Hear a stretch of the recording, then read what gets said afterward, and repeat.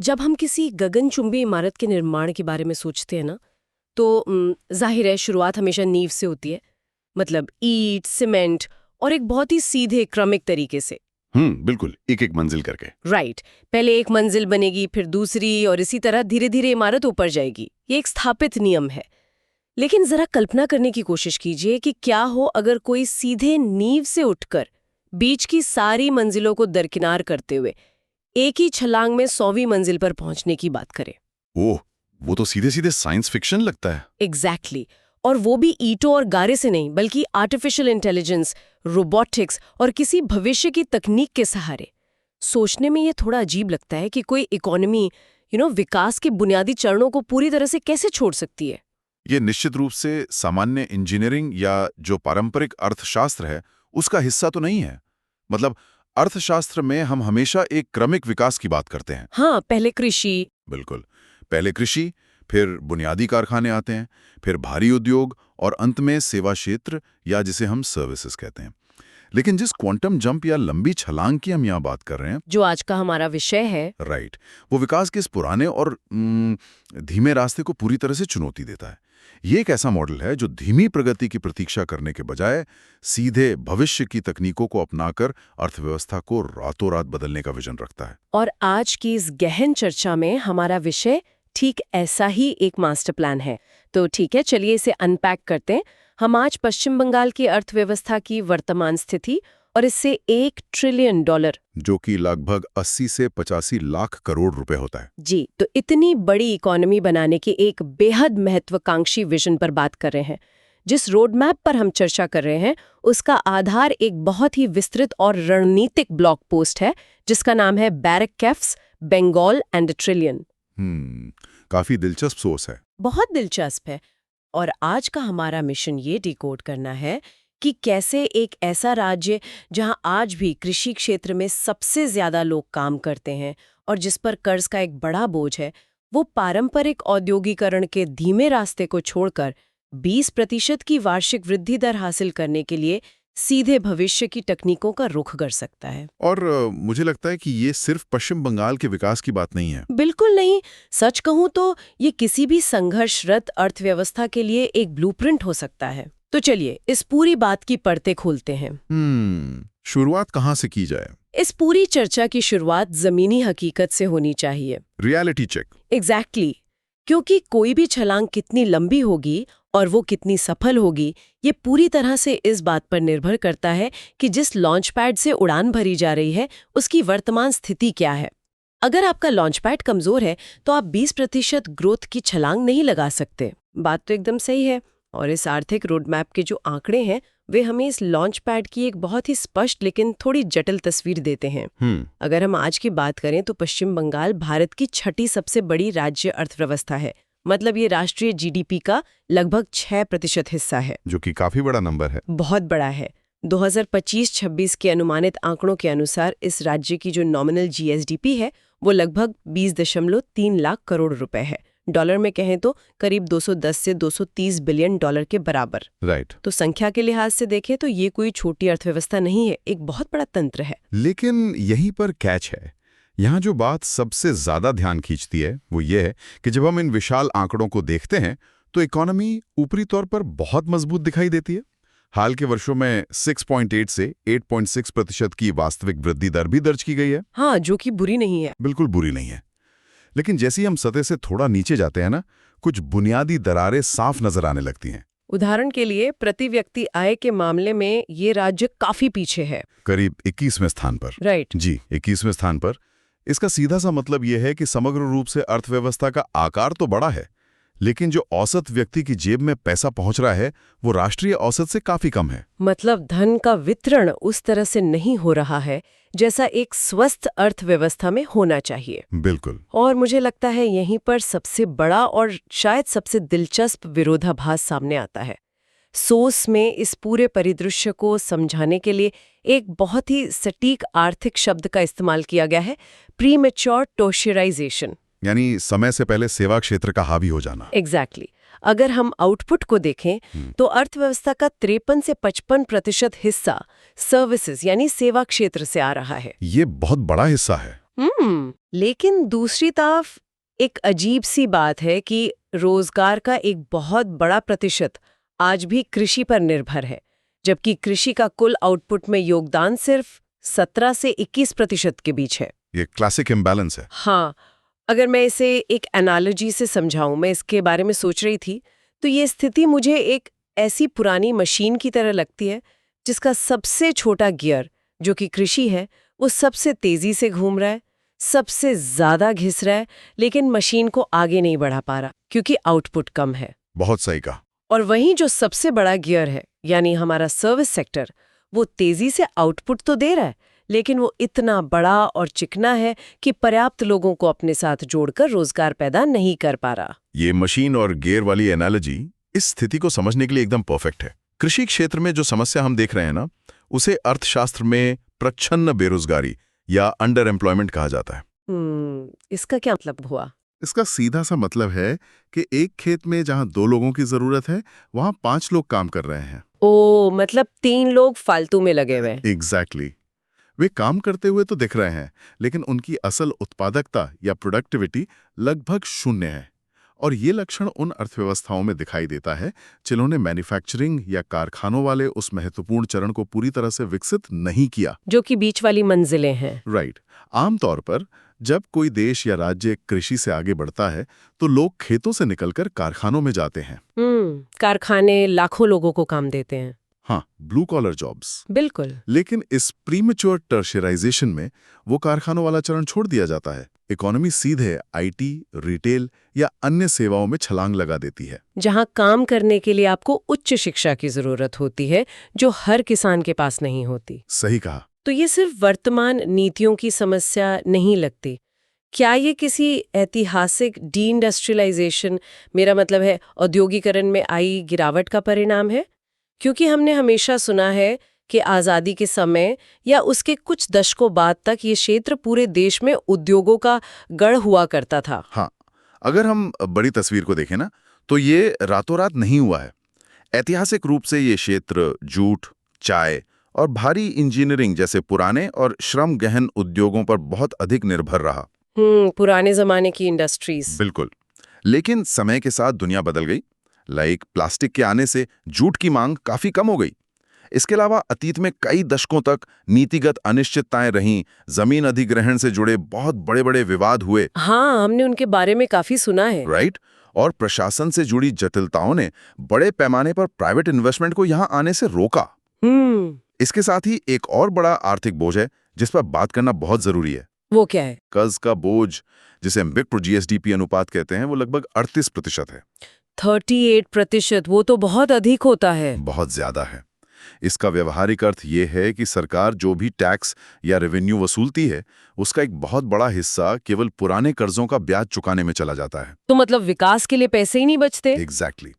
जब आपके बजट का एक बड़ा हिस्सा सिर्फ ब्याज में जा रहा हो, तो नई सड़कें, नए अस्पताल या टेक पार्क बनाने के लिए पैसा बहुत कम बचता है। तो ये हमारा स्टार्टिंग पॉइंट है, एक भारी भरकम अर्थव्यवस्था जिसमें कुछ गियर काम कर रहे हैं, कुछ फंसे हुए हैं, और जिसके ऊपर कर्ज का एक बड़ा बोझ भी है। जी। तो अब आते हैं उस रोड मैप पर जो इस पूरी मशीन को $1 ट्रिलियन के लक्ष्य तक पहुंचाने की बात करता है। 20.3 लाख करोड़ रुपए से सीधे 80 या 85 लाख करोड़ रुपए तक का सफर, जो कि एक बहुत बड़ी छलान है। बहुत बड़ी। गणितीय रूप से इसका मतलब है कि अगले 15 से 20 वर्षों तक लगातार 12 से 15% की नॉमिनल ग्रोथ की आवश्यकता होगी। मतलब ये कोई साधारण लक्ष्य नहीं है, ये एक असाधारण आर्थिक उड़ान की मांग करता है। बिल्कुल। 15-20 साल तक 15% की ग्रोथ रेट बनाए रखना दुनिया की किसी भी अर्थव्यवस्था के लिए एक बहुत ही मुश्किल काम है। इसीलिए ये जो मास्टर प्लान है, ये हवा में बातें नहीं करता। तो ये जमीन पर क्या करने की बात करता है? ये एक फेज 1 यानी बुनियादी रोड मैप से शुरू होता है, क्योंकि आप कमजोर नींव पर 100 मंजिला इमारत नहीं बना सकते। राइट। नींव तो पक्की करनी ही पड़ेगी। हाँ, तो फेज 1 वो चरण है जहां अर्थव्यवस्था को स्थिर करना है और निवेशकों का भरोसा जीतना है। इसमें सबसे महत्वपूर्ण है भूमि अधिग्रहण के सुधार, मतलब ऐसे सुधार करना जहां किसानों को बाजार के अनुसार उचित मुआवजा भी मिले और उद्योगों के लिए बिना किसी कानूनी अड़चन के जमीन भी उपलब्ध हो। जमीन के मालिकाना हक को स्पष्ट करना सबसे पहला कदम है। एकदम सही। इसके अलावा सिंगल विंडो क्लियरेंस और कड़े लेबर रिफॉर्म्स की बात की गई है, ताकि किसी भी कंपनी को एक फैक्ट्री लगाने के लिए 20 अलग-अलग विभागों के चक्कर ना काटने पड़े। हाँ, और इसी के साथ मुझे याद आ रहा है, बुनियादी ढांचे पर बड़े पैमाने पर कैपिटल लगाने की भी बात सोर्स में है, जैसे कि मौजूदा कोलकाता और हल्दिया बंदरगाहों का आधुनिकीकरण करना। क्योंकि नदियां उथली हो रही हैं। बिल्कुल, और बड़े जहाज वहां नहीं आ पाते हैं, इसलिए ताजपुर या सागर जैसे डीप सी पोर्ट्स यानी गहरे समुद्र वाले बंदरगाहों के निर्माण को प्राथमिकता दी गई है, ताकि बड़े कार्गो जहाज सीधे राज्य में आ सकें। और इन सब के लिए 5 वर्षों में 50 से 100 बिलियन डॉलर के निवेश का लक्ष्य रखा गया है। राइट, लेकिन यहाँ रुककर मुझे एक सवाल पूछना है। मतलब हम हमेशा सुनते हैं कि बड़े बड़े ग्लोबल इन्वेस्टर समिट होते हैं, एमओयू पर हस्ताक्षर होते हैं और करोड़ों के निवेश के वादे किए जाते हैं। हाँ, हर राज्य में होता है। तो जो राज्य पहले से कर्ज में डूबा है, वो निवेशकों को असल में जमीन पर पैसा खर्च करने के लिए कैसे मनाएगा? क्या केवल सिंगल विंडो सिस्टम का एक बोर्ड लगा देने से बात बन जाती है? ये बहुत ही अहम सवाल है। वादों और उनके जमीनी इम्प्लीमेंटेशन के बीच का जो गैप है, वही कई राज्यों के विकास को रोक देता है। ये रोड मैप स्पष्ट रूप से एक्चुअल रियलाइजेशन यानी वादों को हकीकत में बदलने की जरूरत पर बल देता है। वो कैसे होगा? देखिए, जो पूंजी होती है या कैपिटल, वो हमेशा उस तरफ बहती है जहां उसे सुरक्षा और मुनाफा दिखता है। राइट। अगर प्रशासन में लाल फीताशाही है या अगर सिंगल विंडो सिस्टम के पीछे 10 अलग-अलग खिड़कियां छिपी हैं, तो कोई भी इन्वेस्टर अपनी पूंजी रिस्क में नहीं डालेगा। बिल्कुल नहीं डालेगा। तो निवेश आकर्षित करने के लिए नीतियों का ट्रांसपेरेंट होना और उनका जमीन पर सख्ती से लागू होना पहली शर्त है। ये रणनीति काफी हद तक गुजरात के औद्योगिक बुनियादी ढांचे के मॉडल और तमिलनाडु के मानव कौशल मॉडल से प्रेरित है। हाँ, दोनों ने काफी अच्छा काम किया है इस दिशा में। जी। दोनों ने निवेशकों को ये भरोसा दिलाया कि उनके राज्य में काम करना आसान और सुरक्षित है। अच्छा, तो चलिए मान लेते हैं कि ये बुनियादी काम हो गया, जमीन मिल गई, बंदरगाह बन गए, सड़कें बिछ गईं। लेकिन बुनियादी ढांचा सुधारने से अर्थव्यवस्था स्थिर तो हो जाएगी, शायद 8-10% की ग्रोथ भी मिल जाए। बिल्कुल मिलेगी। लेकिन वो 20% की चमत्कारी छलांग कैसे लगेगी जो ट्रिलियन तक पहुंचाने के लिए जरूरी है? और मुझे लगता है यहीं से इस रोड मैप का वो सबसे बोल्ड विजन सामने आता है, जिसे लीप फ्रॉगिंग कहा गया है। यानी पुराने रास्तों को छोड़कर सीधे भविष्य की ओर भागना। एग्जैक्टली। और इसी लंबी छलांग का एक बहुत ही बेहतरीन उदाहरण इस योजना में दिया गया है, जो है pan Himalayan refrigerated rail corridor. ये वाला हिस्सा मुझे सच में बहुत ही दिलचस्प लगा। हाँ, ये गेम चेंजर आइडिया है। जरा इस विजन की कल्पना कीजिए।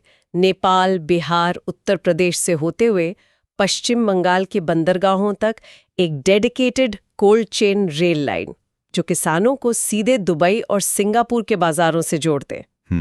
इसे ऐसे समझे जैसे कोई पहियों कर चलने वाला एक विशाल सोलर पावर्ड स्मार्ट फ्रिज हो। ये बहुत ही सटीक एनालॉजी है ना? क्योंकि आमतौर पर समुद्र के रास्ते कोई चीज भेजने में हफ्तों लगते हैं, तब तक ताज़ा उपज या फल खराब हो जाते हैं।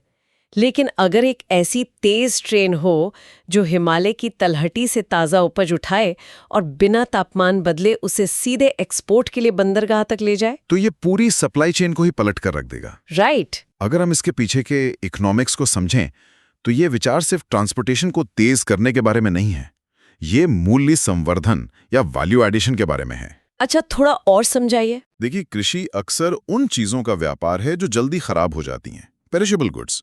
जब एक किसान को पता होगा कि उसकी उगाई गई विशेष चाय, आलू या ताज़ी मछली बिना सड़े गले सीधे मिडल ईस्ट या साउथ ईस्ट एशिया के प्रीमियम बाजारों में पहुंच सकती है, तो उसकी उपज की कीमत कई गुना बढ़ जाएगी। एग्जैक्टली। इसके साथ ही इसमें AI आधारित डिमांड फोरकास्टिंग का उपयोग करने की भी बात है। मतलब पहले से पता होना कि क्या बिकने वाला है। बिल्कुल, जिससे किसानों को पहले से पता हो कि सिंगापुर में अगले महीने किस सब्जी की कितनी मांग होगी। ये तकनीक कृषि को जीवन यापन के एक संघर्ष से निकालकर एक प्रीमियम एक्सपोर्ट इंजन में तब्दील कर सकती है। वाह! ये वो छलांग है जो कृषि क्षेत्र को सीधे 21वीं सदी के बाजार से जोड़ती है। लेकिन ये जो छलांग है वो सिर्फ कृषि तक सीमित नहीं है। सोर्स में road map tech special economic zones यानी टेक SEZs के निर्माण की वकालत करता है। और ध्यान देने वाली बात यह है कि ये पुराने जमाने वाले BPO, कॉल सेंटर या बेसिक IT पार्क नहीं है। नहीं, ये उससे कहीं आगे हैं। हाँ, यहाँ artificial intelligence, autonomous systems, quantum computing और बायोटेक हब्स की बात हो रही है। मतलब सीधा उस तकनीक पर दाव लगाना जो अगले 50 सालों तक दुनिया पर राज करेगी। बिल्कुल। लेकिन यहाँ मैं थोड़ा रुकना चाहूंगी। अभी हमने बात की कि राज्य पर 38% कर्ज का बोझ है। ये सब सुनने में बहुत अच्छा लगता है, लाइक एकदम फ्यूचरिस्टिक। लेकिन क्या क्वांटम कंप्यूटिंग हब बनाने के लिए जो खरबों रुपए का निवेश चाहिए वो कहां से आएगा? क्या ये थोड़ा अनरियलिस्टिक नहीं लगता? ये एक बहुत ही जायज डाउट है। एक कर्ज में डूबा राज्य अकेले अपने दम पर ऐसा बुनियादी ढांचा नहीं बना सकता। राइट। इसीलिए यहाँ रणनीति ये नहीं है कि सरकार सारा पैसा लगाएगी। रणनीति ये है कि सरकार एक सैंडबॉक्स या टेस्टिंग का माहौल तैयार करेगी। सैंडबॉक्स मतलब एक ऐसा जोन जहां प्रयोग किए जा सकें। एग्जैक्टली। अगर आप ग्लोबल लेवल पर देखें तो बड़ी टेक कंपनियों को अपने नए एआई या क्वांटम मॉडल्स टेस्ट करने के लिए जगह, डेटा और टैलेंट चाहिए होता है। यहाँ विचार यह है कि स्थानीय विश्वविद्यालयों और ग्लोबल कंपनियों के बीच रिसर्च एंड डेवलपमेंट के लिए गहरी पार्टनरशिप बनाई जाए। ओके। सरकार का काम सिर्फ एक सुरक्षित, टैक्स फ्री जोन और नीतियां प्रदान करना है, और पूंजी तथा तकनीक बाहर से आएगी। ये शेंज़ेन या बेंगलोर के शुरुआती मॉडल से भी एक कदम आगे की सोच है, जहां आप पुरानी तकनीक को पीछे छोड़ते हुए सीधे फ्रंटियर टेक में प्रवेश कर रहे हैं। तो अगर हम क्वांटम और एआई की इस दुनिया को मान लें, तो मेरे दिमाग में एक और बहुत बड़ा सवाल आता है। जी, पूछिए। वहाँ के इंसानों का क्या होगा? मेरा मतलब है, जिस राज्य में शहरी और युवा बेरोजगारी एक वास्तविक और जमीनी चिंता का विषय है, क्या वहाँ के लाखों युवाओं को अचानक से रातों रात रोबोटिक्स और एआई इंजीनियर बनने के लिए तैयार किया जा सकता है? ये एक बहुत ही प्रैक्टिकल कंसर्न है ना? ये जो लैंडलाइन से सीधे मोबाइल फोन पर जाने वाली एनालॉजी है, मोबाइल फोन खरीदना आसान है, लेकिन एआई सिस्टम को बनाना, उसे चलाना और उसे कंट्रोल करना एक बहुत ही अलग लेवल का काम है। इसमें तो पीढ़ियां लग जाती हैं। आपकी ये चिंता बिल्कुल सही है, और रोडमैप इस बात को नजरअंदाज नहीं करता। जी। यहाँ हर युवा को रातों रात कोडर या एआई इंजीनियर बनाने की बात नहीं हो रही। तो फिर क्या प्लान है? ये मास्टर प्लान एक ह्यूमन एआई कोलैबोरेशन, यानी इंसान और तकनीक के संगम का मॉडल पेश करता है। सस्ते मजदूरों पर निर्भर होने की जो पुरानी सोच थी ना, उसे यहाँ पूरी तरह खारिज किया गया है। अच्छा। विचार ये है कि फैक्ट्रियों में रोबोट वे सारे उबाऊ, खतरनाक और दोहराए जाने वाले काम करेंगे, जबकि इंसानों को उन मशीनों के संचालन, क्वालिटी कंट्रोल और क्रिएटिव प्रॉब्लम सॉल्विंग के लिए ट्रेन किया जाएगा। इसके लिए एक बड़े पैमाने पर रीस्किलिंग की प्रोग्राम की जरूरत होगी। इसका एक बहुत ही दिलचस्प उदाहरण इस रोडमैप में दिया गया है, जो इस कोलैबोरेशन को बहुत अच्छे से समझाता है। टेक्सटाइल वाला। हाँ, टेक्सटाइल वाला।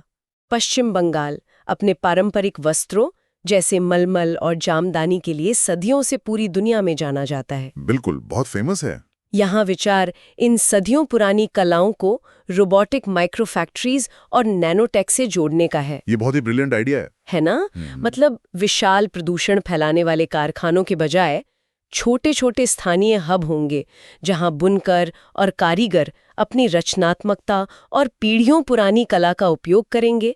वो डिजाइन बनाएंगे और रोबोटिक मशीनें उस बारीक काम को बिना किसी बर्बादी के और बेहद तेज गति से तैयार करेंगे। राइट। परंपरा और भविष्य की तकनीक का ऐसा संगम वाकई में इस बात का जवाब हो सकता है कि तकनीक इंसानों की जगह लेने के बजाय उनकी क्षमता को कैसे बढ़ा सकती है। और यही वो लीप फ्रॉगिंग है जिसकी हम बात कर रहे थे।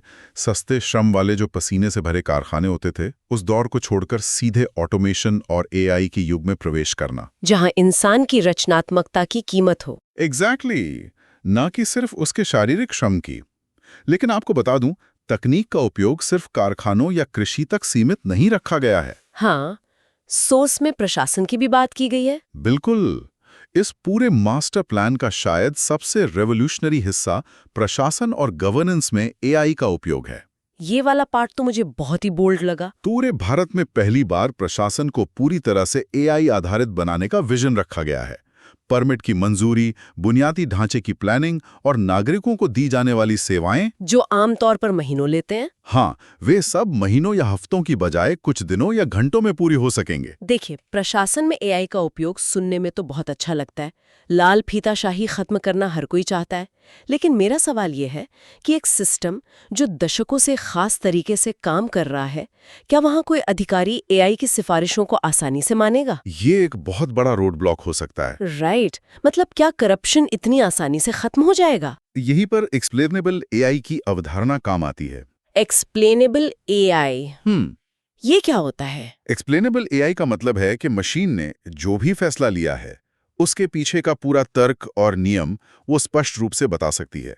ये कोई ब्लैक बॉक्स नहीं है जिसके अंदर क्या हो रहा है ये किसी को पता ना हो। अच्छा, तो सब कुछ ट्रांसपेरेंट रहता है। बिल्कुल। अगर कोई निवेशक फैक्ट्री लगाने के लिए परमिट मांगता है और एआई सिस्टम सभी नियमों की जांच करके उसे मंजूरी दे देता है, लेकिन कोई अधिकारी उस फाइल को रोककर बैठ जाता है, जो कि अक्सर होता है। हाँ, तो वहां तुरंत एक लाल झंडा या डिजिटल अलर्ट उठ जाएगा। क्योंकि पूरी प्रक्रिया पारदर्शी है, इसलिए किसी के लिए भी बिना किसी ठोस कारण के काम को रोकना लगभग असंभव हो जाएगा। ओहो, ये तो बहुत स्मार्ट है। इससे ईज ऑफ डूइंग बिजनेस अपने पीक पर पहुंच सकती है, क्योंकि इंसानी दखल और भ्रष्टाचार की गुंजाइश लगभग खत्म हो जाती है। और मुझे याद आ रहा है, इस पूरी तकनीकी छलांग को आर्थिक रूप से सपोर्ट करने के लिए रोड मैप में बंगाल इनोवेशन बैंक की स्थापना का भी जिक्र है। हाँ, ये भी एक बहुत ही अलग तरह का कॉन्सेप्ट है। राइट। ये कोई साधारण बैंक नहीं होगा जो केवल प्रॉपर्टी गिरवी रखकर कर्ज दे। इसका उद्देश्य स्टार्टअप्स और ग्रीन प्रोजेक्ट्स को पेशेंट कैपिटल देना होगा। यानी लंबी अवधि का निवेश। एग्जैक्टली, जहां तुरंत मुनाफे की उम्मीद के बजाय तकनीक को पनपने का समय दिया जाए। इसके साथ ही एक और क्षेत्र जहां इस रोड मैप ने छलांग लगाने की बात की है, वो है टूरिज्म। लेकिन फिर से पारंपरिक पर्यटन नहीं। हाँ, यहाँ भी टेक का एंगल है। बिल्कुल, सांस्कृतिक विरासत को भविष्य की तकनीक से जोड़कर डिजिटल नोमैड्स या डिजिटल खानाबदोशों को आकर्षित करना। कल्पना कीजिए, एआर और वीआर तकनीक का इस्तेमाल करके ऐसे हेरिटेज ट्रेल्स का निर्माण करना जहां आप कोलकाता की सड़कों पर चलें और एआर चश्मे के जरिए 19वीं सदी के उस दौर को जीवंत देखें। वाओ, ये एक्सपीरियंस तो कमाल का होगा। है ना? और जो लोग दार्जिलिंग की पहाड़ियों में बैठकर ग्लोबल टेक कंपनियों के लिए काम करना चाहते हैं, उनके लिए यह एक वर्ल्ड क्लास टेक्नोलॉजिकल और कल्चरल एक्सपीरियंस होगा। देखिए, इन सभी अलग-अलग टुकड़ों को, चाहे वो कोल्ड चेन रेलवे हों, टेक एसईजेड्स हों, रोबोटिक माइक्रो फैक्ट्रीज हों या एआई आधारित प्रशासन हो, इन सबको एक साथ जोड़ने की बात है। बिल्कुल, इन सभी को एक साथ रखने पर ही वो 20% की असाधारण ग्रोथ रेट हासिल की जा सकती है। ये कोई ऐसा काम नहीं है जो रातों रात हो जाएगा, लेकिन अगर ये मास्टर प्लान सही नियत और पूरी पारदर्शिता के साथ जमीन पर उतारा जाए, तो ये पूरी अर्थव्यवस्था को एक साथ भविष्य की ओर धकेल सकता है। तो अगर हम इस पूरी गहन चर्चा को समेटने की कोशिश करें, तो एक बात बहुत ही स्पष्ट होकर उभरती है। पश्चिम बंगाल को $1 ट्रिलियन की अर्थव्यवस्था बनाने का ये जो रोड मैप है, ये केवल किसी एक राज्य या एक क्षेत्र तक सीमित कहानी नहीं है। बिल्कुल नहीं। वास्तव में ये दुनिया की किसी भी ऐसी अर्थव्यवस्था के लिए एक जीता जागता ब्लूप्रिंट है, जो सस्ते श्रम और संसाधनों के दोहन वाले पुराने घिसे पिटे विकास मॉडल में फंसकर नहीं रहना चाहती। सही कहा। ये उन सभी के लिए एक रास्ता है जो अपनी कमजोरियों के बावजूद सीधे 21वीं सदी की नॉलेज और एआई इकोनॉमी में प्रवेश करने का साहस जुटा सकते हैं। मैं कहूँगा कि ये विचार पूरी तरह से इस धारणा को तोड़ देता है कि विकास के लिए आपको हमेशा उसी थका देने वाले रास्ते पर चलना होगा जिस पर दूसरे विकसित देश 50 साल पहले चले थे। हाँ, वो घिसा पिटा रास्ता। अपनी ताकतों को पहचान कर, जैसे कि यहाँ की सांस्कृतिक विरासत या कृषि क्षमता, और उसे नई तकनीकों के साथ जोड़कर कोई भी अर्थव्यवस्था अपना भविष्य फिर से लिख सकती है। ये चर्चा वाकई में दिमाग के कई दरवाजे खोलती है। शुरुआत में हमने एक गगनचुंबी इमारत की बात की थी, जहां बिना बीच की मंजिलों पर रुके सीधे 100वीं मंजिल तक पहुंचने की कल्पना थी, जो कि अब उतनी साइंस फिक्शन नहीं लगती। एग्जैक्टली। इस पूरी चर्चा ने हमें दिखाया है कि आर्थिक रूप से ऐसी छलांग लगाना अगर सही बुनियादी ढांचा और स्पष्ट एआई नीतियों के साथ किया जाए, तो शायद वो साइंस फिक्शन न होकर एक बहुत ही रणनीतिक वास्तविकता बन सकता है। बिल्कुल। लेकिन इस डीप डाइव को खत्म करने से पहले एक ऐसा विचार है जो मेरे दिमाग में लगातार घूम रहा है और मुझे सोचने पर मजबूर कर रहा है। वो क्या है? हमने इस चर्चा में जाना कि कैसे एआई आधारित गवर्नेंस सिस्टम परमिट की मंजूरी और प्रशासनिक कामों को बेहद तेज और पारदर्शी बना सकता है, जिससे इंसानी दखल और भ्रष्टाचार खत्म हो जाता है। हाँ, एक्सप्लेनेबल एआई के जरिए। राइट।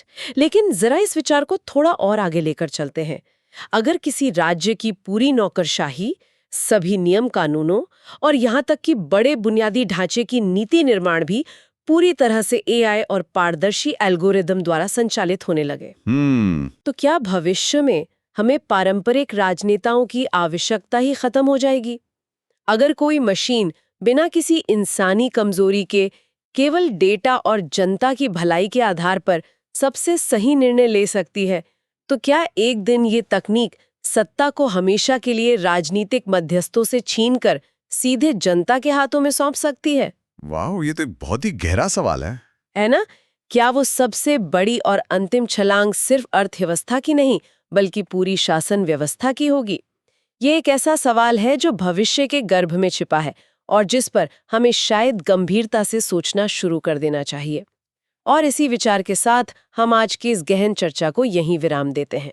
सोचने के लिए बहुत कुछ है।